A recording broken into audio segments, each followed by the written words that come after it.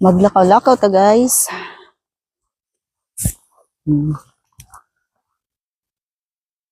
Maglakaw-lakaw ta kay nice ang panahon.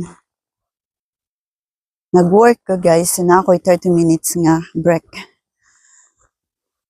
Tugnaw. Unya, magawas ko kay para magchika-chika ta.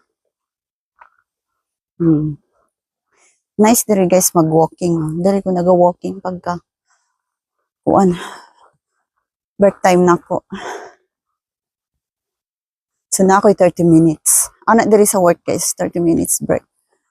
Unya, kabalo mo diri sa Sweden.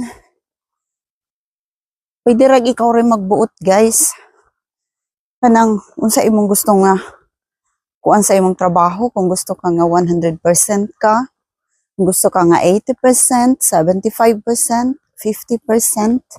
So nara na sa imo. Sultian na nimo na imong bossing. Nga inaana ra kung gusto ka nga dako-dako imong income, trabaho ka og 100%.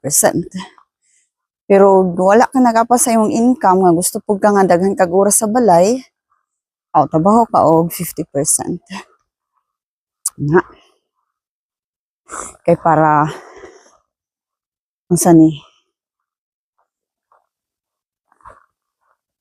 Kana po kay oras sa inyo ha. Na kay oras sa inyong balay, sa inyong pamilya. O na kay laing buhaton.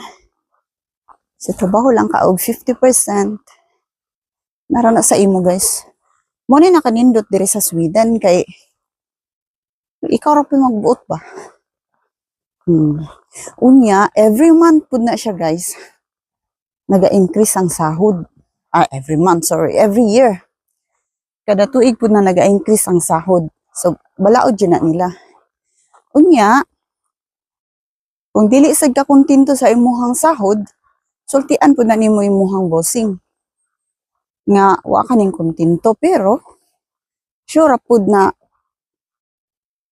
angayan pud ka nga taasag dako, kay, saon po nagpulpul ka no, nga, reklamo ka, de, kasi mapahiya ra pud ka.